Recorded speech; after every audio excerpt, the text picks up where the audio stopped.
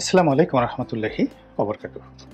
সম্মানিত দর্শক, সেনাবাহিনীকে ম্যাজিস্ট্রেসি পাওয়ার দেওয়া হয়েছে এবং বাংলাদেশের যে ফৌজদারি কার্যবিধি আর হলো ফৌজদারি দণ্ডবিধি, অর্থাৎ আপনি কোন কোন কাজ আপনার ফৌজদারি মানে অপরাধ, ক্রিমিনাল অপরাধ, ক্রিমিনাল অ্যাক্টিভিটিস, ফৌজদারি কার্যবিধি, আর এটা হলো ফৌজদারি দণ্ডবিধি মানে criminal CrPC, criminal procedure code.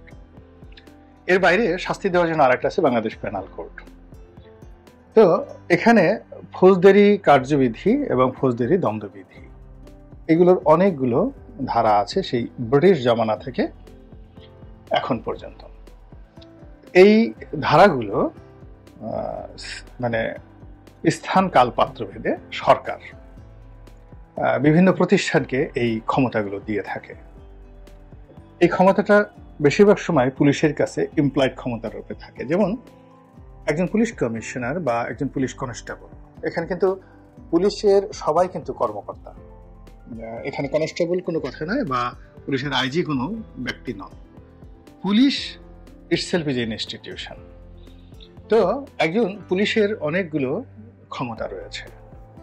প্রথম ক্ষমতা হলো আসামি ধরার, এবং তিনি যে কোনো সময় যে কাউকে গ্রেপ্তার করতে পারেন, তল্লাশি করতে পারেন, জিজ্ঞাসা করতে পারেন, তল্লাশি করতে পারেন, জিজ্ঞাসা করতে পারেন এবং আটক করতে পারেন, এবং তদন্ত করে পরবর্তীতে তার বিরুদ্ধে চার্জশিট দাখিল করে তাকে ফৌজদারি মামলার আসামি রূপে কোর্ট কাছারিতে প্রেরণ করতে পারেন।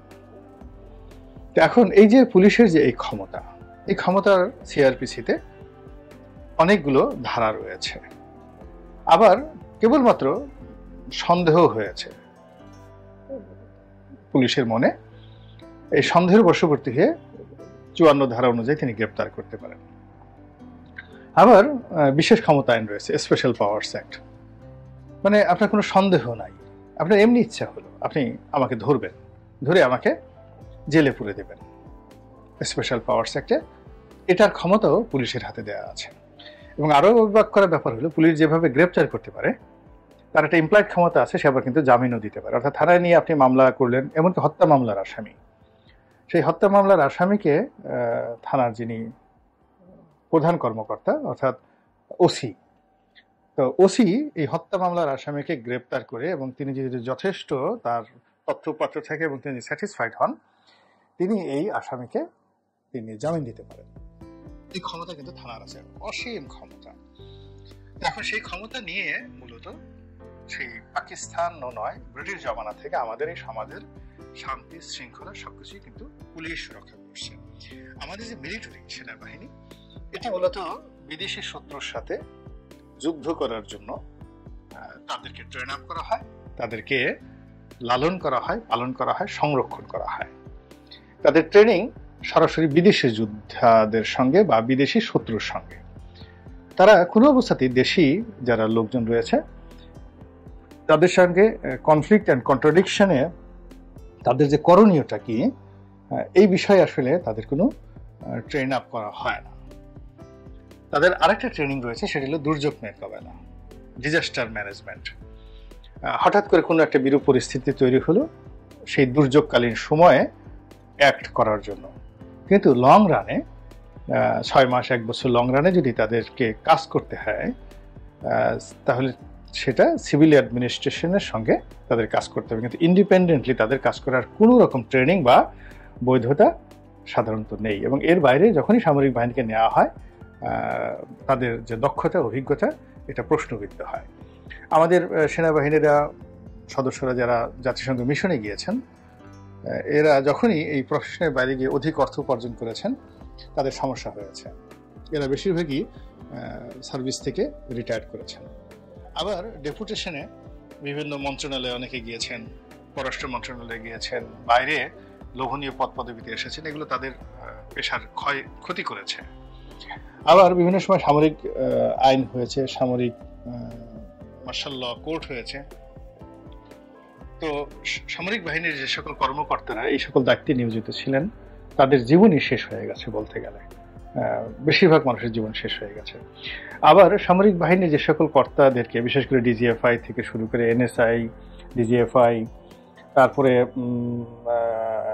খুব গুরুত্বপূর্ণ কতগুলো পদ রাজনৈতিক সরকারের সঙ্গে যারা দালাল হিসেবে কাজ করেছে বিভিন্ন সময়, তাদের জীবনে দেখেন এই সময়টিতে অনেক জেনারেলের জীবন একেবারে তছনছ হয়ে গেছে। এটা এতটা সেন্সিটিভ একটা বাহিনী, সেই সেন্সিটিভ বাহিনীকে পরিচালনা করার জন্য ঠিক ওইরকম সেন্সেশনাল মিলিটারি মাইন্ড লাগবে। আমাদের দেশে যেটা হচ্ছে, প্রতিরক্ষা মন্ত্রী সাধারণত প্রধানমন্ত্রী হন, এবং যারা এই মন্ত্রণালয়টা রেখেছেন মূলত অবিশ্বাস থেকে তারা রেখেছেন। কিন্তু ধরেন জিয়াউর রহমান সাহেব বা এরশাদ সাহেব, তাদের মিলিটারি সম্পর্কে জ্ঞান ছিল। কিন্তু বঙ্গবন্ধু যদি হন বা শেখ হাসিনা বা বেগম খালেদা জিয়া যারাই হয়েছেন বেসামরিক ব্যক্তি, তারা প্রতিরক্ষা মন্ত্রণালয়ে পরিচালনা করার ব্যাপারে যে মিলিটারি জ্ঞান, সেটা তাদের কতটুকু ছিল। তো ফলে কি হচ্ছে, স্বাধীনতার পর থেকে আমাদের সব ক্ষেত্রে আমরা উন্নয়ন করলেও সেই সামরিক বাহিনীর ক্ষেত্রে আমাদের যে ম্যাসিভ একটা ডেভেলপমেন্ট দরকার ছিল সেটা হয়নি। এখানে বিল্ডিং হয়েছে, রাস্তাঘাট পরিষ্কার পরিচ্ছন্ন আছে, সেনাবাহিনীদের সুযোগ সুবিধা বেড়েছে, কিন্তু একটি ইফেক্টিভ বাহিনী হিসেবে আমরা আসলে আমাদের সেনাবাহিনী, নৌবাহিনী এবং বিমান বাহিনীকে কখনোই বিকশিত হতে দেইনি। আমাদের রাজনৈতিক অভিলাষ দ্বারা আমরা এই বাহিনীগুলোকে কলঙ্কিত করেছি। তো এই যে একটি বাহিনী যেটি রাষ্ট্রের অন্যান্য অঙ্গ প্রতিষ্ঠানের মতো পলিটিসাইজড হয়েছে, তারা এই দুর্যোগ মুহূর্তে, জাতির এই দুর্যোগ মুহূর্তে হঠাৎ করে ম্যাজিস্ট্রেসি পাওয়ার তারা পেয়েছেন। এবং আসলে এই মুহূর্তে তাদেরকে ম্যাজিস্ট্রেসি পাওয়ার দেওয়া ছাড়া আমাদের কোনো উপায়ই নেই। এর কারণ হলো, এখনো পর্যন্ত রাষ্ট্রের যে অর্গানগুলো আছে, সেই অর্গানগুলোর মধ্যে কেবলমাত্র সেনাবাহিনীর প্রতি এখনো জনগণের কিছুটা ভক্তি আছে, শ্রদ্ধা আছে, ভয় আছে, ডর আছে। এগুলো এক। দ্বিতীয়ত, এখানে যারা তরুণ তুর্কি রয়েছে, সেকেন্ড লেফটেন্যান্ট থেকে শুরু করে লেফটেন্যান্ট কর্নেল পর্যন্ত, এরা বেশিরভাগই এখনো পর্যন্ত অরাজনৈতিক।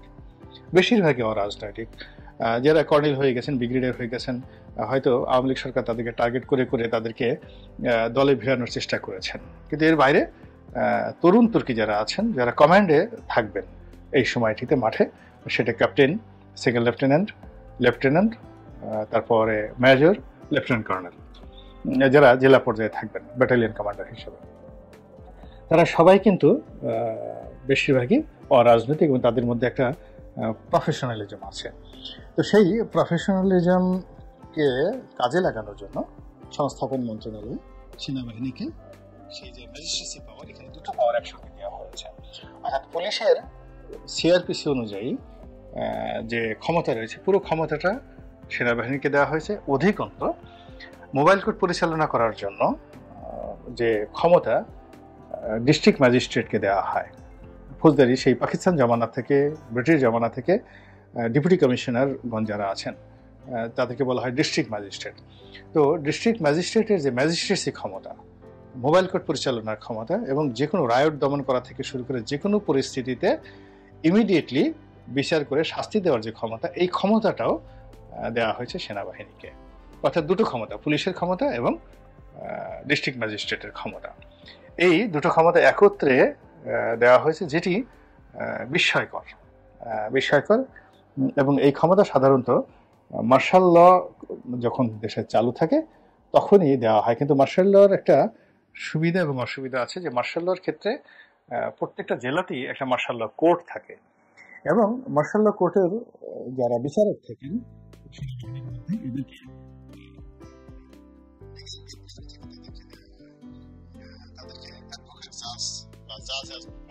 এরকম পদ পদবি তাদের রয়েছে। এরা সবাই সেই লিগ্যাল ব্যাকগ্রাউন্ড থেকে যান এবং সেনাবাহিনীর অভ্যন্তরে তারা কোর্ট পরিচালনা করেন।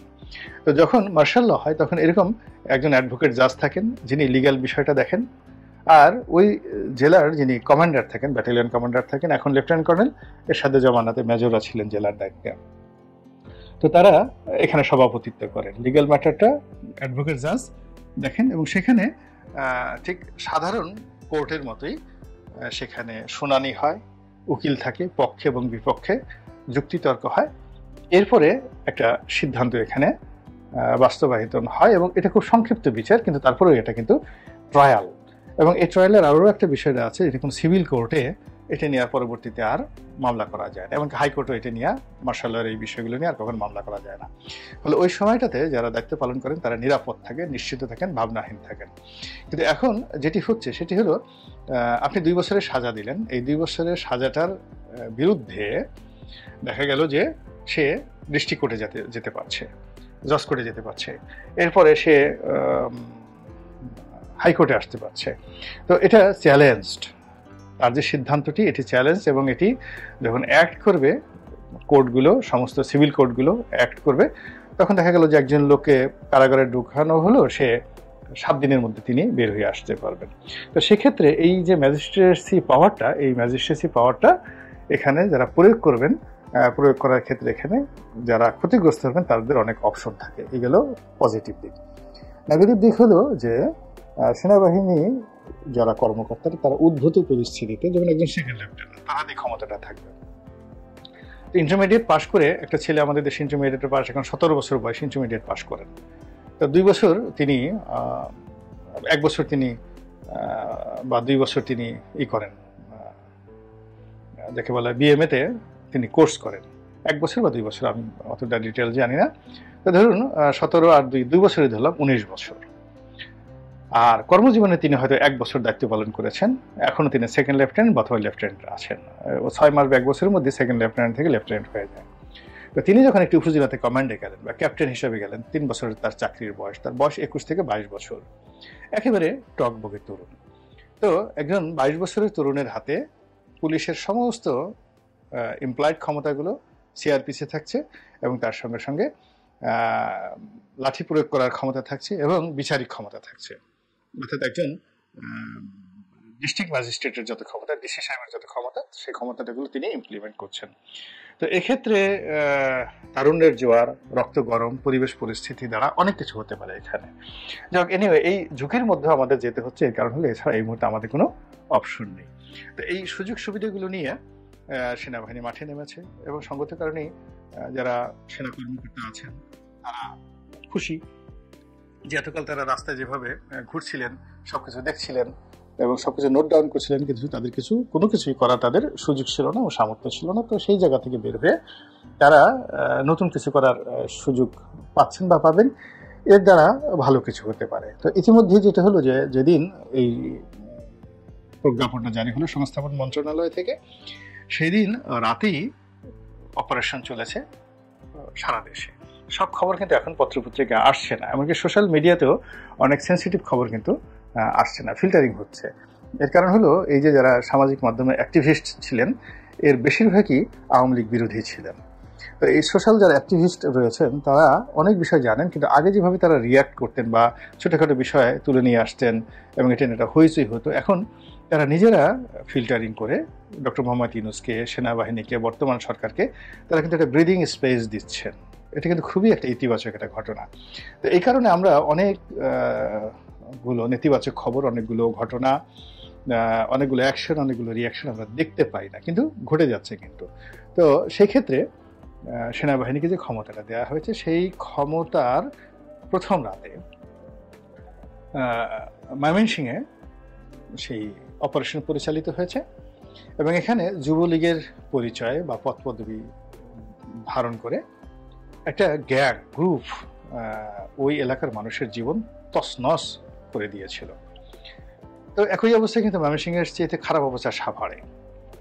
সাভারে আওয়ামী লীগের যে শূন্যস্থানটি, বিএনপির যারা নেতাকর্মী, ছাত্রদল, যুবদল, তারপরে শেষে বিএনপির মূল দল, 2-3 জন এমপি প্রার্থী, তার মধ্যে কয়েকজনের নাম তো প্রথম আলোতে একেবারে আসছে। তো এদের আসলে মানে রীতিমতো বাঁশডলা দেওয়া ছাড়া এদেরকে বন্ধ করা যাবে না। কে এমপি প্রার্থী, কে মন্ত্রী, এগুলো এখন চিন্তা করলে সবার পশ্চাৎ দেশ লাল করে দিতে হবে যদি শান্তি শৃঙ্খলা রক্ষা করতে হয়। তো সেই দিক থেকে আমি সাভারের ঘটনাটা বললাম, যেহেতু সাভারে আমার মিল্ক কল কারখানা আছে, আমি নিজে ক্ষতিগ্রস্ত, এই জন্য আমি এই জিনিসগুলো বুঝতে পারি। আমার ভিতর থেকে এই ক্রোধ এবং ক্ষোভটা চলে আসে, এখানে আমি সহ্য করতে পারছি না। তো এই ময়মনসিংহে যে ঘটনা ঘটেছে, এদের অনেকজনকে ধরে আচ্ছা মতো পিটিয়েছে। এবং আবার পিটিয়ে তাদেরকে হাসপাতালে নেওয়া হয়েছে, এবং হাসপাতালে নেওয়ার পরে একজন খুব বেশি জখম হয়েছেন এবং তিনি আর বাঁচেননি, মারা গেছেন। হয়তো পিটনি খেয়ে মারা গেছেন, হয়তো ভয়ে মারা গেছেন, হোয়াট এভার মেবি, কিন্তু যে মারা গেছে তার কোনো সুনাম ছিল না। এবং তিনি একজন অভিশপ্ত ব্যক্তিরূপে পরিচিত হয়ে পড়েছিলেন এই গত 1 মাসের মধ্যে। এবং তার এই যে মানে যার শাস্তি সেনাবাহিনী দিয়েছে, এই শাস্তির ফলে ময়মনসিংহে রীতিমতো মানে আনন্দের মিছিল হচ্ছে। তো অন্যান্য এই যে সেনাবাহিনীর এই যে কর্মকাণ্ড, এই কর্মকাণ্ড যদি অন্যান্য জেলাতে, অন্যান্য উপজেলাতে এইভাবে চলতে থাকে, আশা করা যায় যে খুব দ্রুতই পরিস্থিতি উন্নতির দিকে আসবে, এবং জনগণ আসলে এটাই সেনাবাহিনীর কাছ থেকে আশা করছে। আল্লাহ আমাদের সবাইকে হেদায়েত দান করুন এবং হেফাজত করুন। আসসালামু আলাইকুম ওয়া রাহমাতুল্লাহি ওয়া বারাকাতুহু।